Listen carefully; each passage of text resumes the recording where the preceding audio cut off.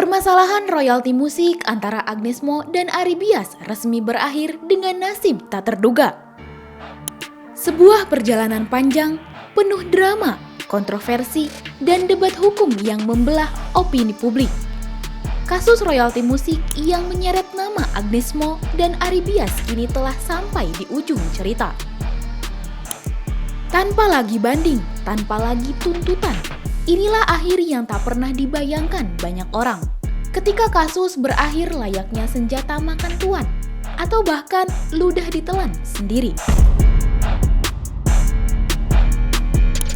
Awalnya Agnes Mo sempat dinyatakan bersalah dan dikenakan denda hingga 1, miliar rupiah. Tapi sekarang, kenyataan berbanding terbalik. Salah satu dari mereka, mau gak mau, harus terima nasib akhir dari penyelesaian kasus royalti lagu berjudul Bilang Saja Itu. Agnes Mo mengajukan kasasi dan plot twist-nya diterima Mahkamah Agung. Lalu bagaimana respon Ari Bias?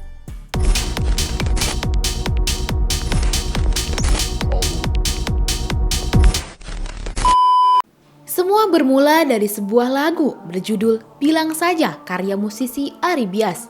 Lagu ini sudah lama menjadi bagian dari industri musik Indonesia, tetapi nama penciptanya tak selalu dikenal publik luas. Hingga pada suatu hari, lagu ini dibawakan kembali oleh sosok diva internasional kebanggaan Indonesia, Agnes Mo. Masalahnya, menurut Ari Bias, penampilan itu dilakukan tanpa izin resmi darinya sebagai pencipta lagu. Tak hanya sekali, tapi 3 kali di berbagai konser. Di mata hukum, ini bukan sekedar urusan panggung. Ini soal hak cipta dan royalti, isu yang selama ini masih lemah pengaturannya di Indonesia. Ari Bias merasa haknya terabaikan, dan disinilah api perseteruan mulai menyala. Sementara itu, Agnes Mo kekeh kalau dirinya sebagai penyanyi tidak wajib membayar royalti. Karena ia menyanyikan lagu itu karena permintaan penyelenggara acara, bukan kemauan dirinya sendiri. Itu karena karena saya warga negara Indonesia, saya maunya taat sama undang-undang, kan gitu. Saya berdiri bersama undang-undang. Nah, tapi sayangnya karena mungkin ada kasus yang teman-teman juga tahu, pada akhirnya membuat kebingungan bukan cuma untuk saya ya, tapi juga untuk penyanyi-penyanyi lain atau pencipta-pencipta lagu lain yang juga ada di Indonesia. Oleh karena itu, makanya saya pikir bagus nih kita pakai kesempatan ini untuk sama-sama belajar, sama-sama duduk, sama-sama mendengar dan sadar hukum ya. Karena saya tahu kadang-kadang kita cuma bisa ngedengar atau melihat headline aja yang ada di dalam social media, tapi sebenarnya mungkin undang-undangnya tidak. Pada 30 Januari 2025, Pengadilan Niaga Jakarta Pusat mengeluarkan putusan mengejutkan. Agnes Mo dinyatakan bersalah atas pelanggaran hak cipta. Denda yang dijatuhkan 500 juta rupiah per konser, totalnya mencapai 1, miliar rupiah. Sebuah angka yang memicu debat publik. Apakah ini hukuman yang setimpal atau terlalu berlebihan? Hasil sidang kemarin ya saya sangat bersyukur akhirnya pembuktian hukum itu hakim mengabulkan gugatan saya yang meskipun sebenarnya hanya mengabulkan sebagian tuh, ada hak moral saya yang tidak dikabulkan, tapi nggak masalah.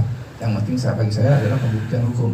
Dan mesti diingat, ini bukan semata-mata hanya saya mengejar uang itu. Itu 1,5 miliar itu dari mana? Dari undang-undang juga. Karena awalnya juga saya cuma minta 15 juta itu kan. Nah, terus tapi di pengadilan kita ajukan gugatan yang mengacu pada undang-undang hak cipta itu juga sendiri ada 500 juta. Menurut hakim, angka 1,5 miliar itu adalah wajar. Jadi angka 1,5 miliar itu adalah angka gugatan yang dikabulkan hakim. Jadi ini bukan bayar royalti.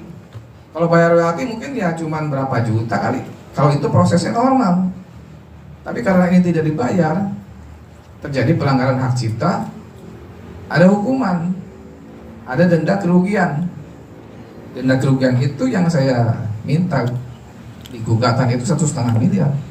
Hakim memutuskannya misalnya cuma 10 juta atau 500 juta, ya saya serahkan kepada hakim. Tapi hakim mengabulkan angka itu. Menurut mereka itu hal yang wajar.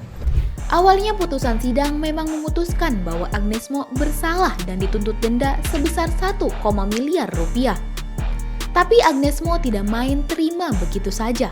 Ini kita hanya berdiskusi, saya membagi juga pengalaman saya sebagai pencipta lagu dan juga sebagai penyanyi. Pada saat lagi di Amerika Serikat juga LMK-nya seperti apa. Saya sendiri actually bagian dari dalam tanda kutip LMK di Amerika Serikat, yaitu BMI selama 12 tahun gitu, menjadi songwriter di sana juga gitu.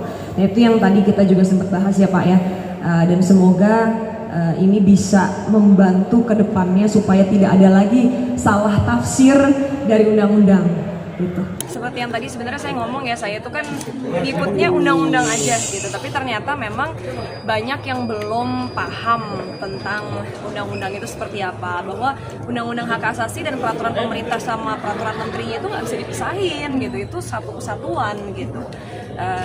Cuman ya memang ya tadi kita juga cerita juga selama saya di sana, saya juga kan bagian dari dalam tanda kutip istilahnya LMK dari ya pokoknya di sana lah sebagai pencipta lagu di Amerika. Jadi tadi kita cerita juga kalau di sana tuh sistemnya seperti ini bla bla. Di media sosial, kubu pro dan kontra saling beradu argumen.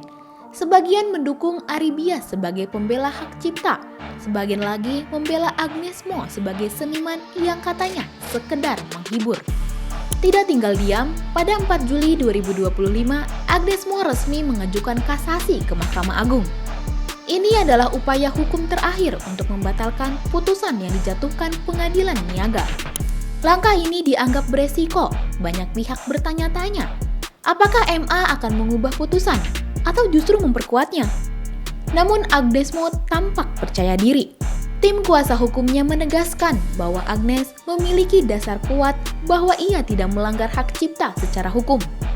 Dan akhirnya, pada 11 Agustus 2025, Mahkamah Agung mengeluarkan putusan yang mengguncang bahwa kasasi Agnes Mo dikabulkan. Dengan putusan ini, Agnes Mo resmi tidak perlu membayar denda 1, miliar rupiah kepada Ari Bias. Agnes Mo langsung mengunggah Instagram Story yang isinya sebuah artikel yang memberitakan bebasnya Agnes Mo dari tuntutan denda. Netizen langsung gerak cepat memberi selamat pada Agnes Mo karena telah menang dari kasus dan justru Ari Bias yang harus terima konsekuensi dihujat netizen.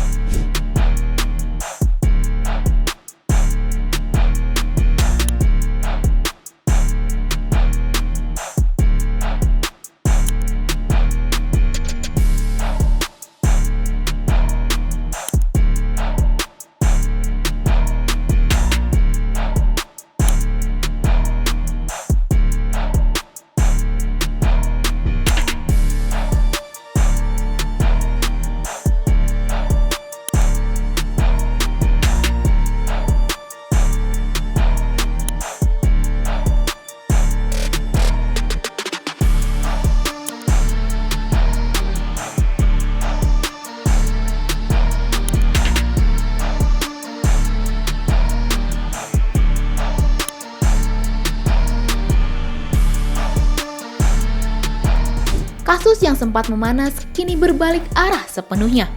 Yang mengejutkan, Ari Bias menerima putusan ini dengan lapang dada.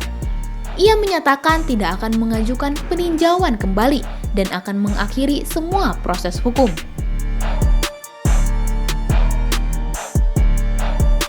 Semua itu tertulis di unggahan media sosialnya tentang akhir dari kasus ini.